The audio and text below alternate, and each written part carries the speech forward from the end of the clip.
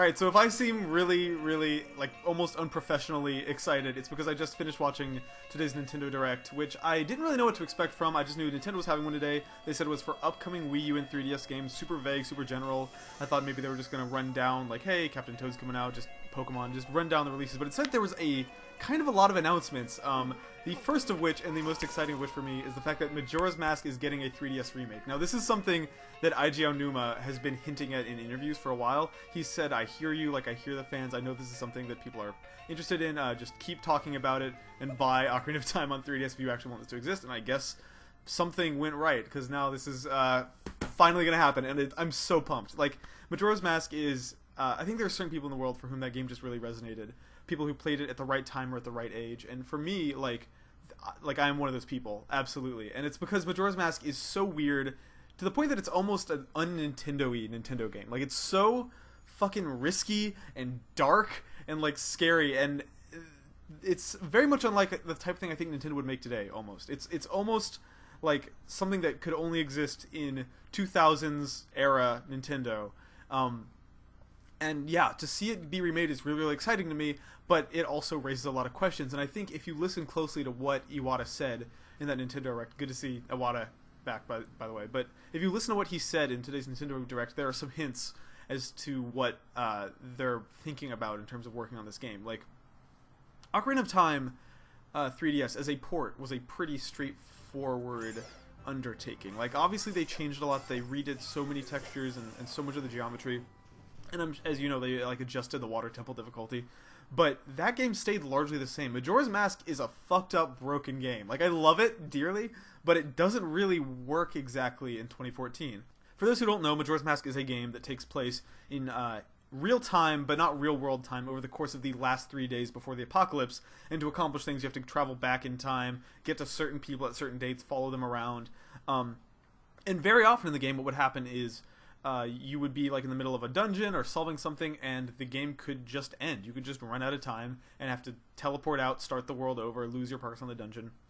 And I don't think that really works today, especially by contemporary Nintendo difficulty standards. I don't think that that's like how they think about difficulty anymore. And to see them adjust the water temple in the 3DS one, like, I have to imagine that this game is going to undergo some pretty severe tweaks, right? Like, they're going to have to change things pretty fundamentally. And it's not just the time stuff either. Like, Majora's Mask was a cool game, but it was a game that virtually required using some form of strategy guide. Like, some of the solutions, some of the ways you got masks, some of the ways you solved puzzles, even stuff in the mainline progression was so esoteric and obscure that there's, like, virtually no way you would figure out all of them without looking it up.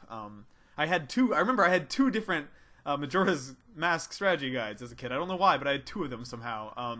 It just required looking stuff up a lot more than Ocarina of Time or, frankly, any Nintendo game does. So, like, how they solve that is a really interesting challenge. I think they did some really clever stuff with the 3DS game in terms of helping guide new players along and pathfinding and that sort of stuff.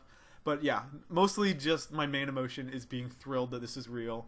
And just, yeah, I guess enough people out there also care about Majora's Mask. It is the best music you'll ever find in a Zelda game, the darkest atmosphere, some of the best characters. Just, yes, I'm like pumped that this exists. There was other stuff in the Direct too, I'm not going to bother going over all of it.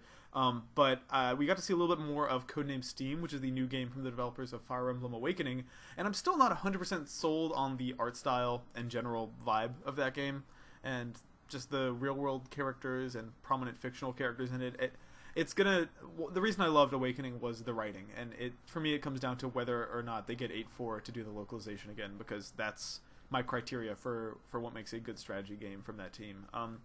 And then they showed off Splatoon single player a little bit, which we didn't even know had a single player back when we saw it at E3, but apparently it does. It's a squids versus octopi or octopus or whatever narrative, and I love the character designs of these octopus enemies. They look fantastic. Yeah, whatever.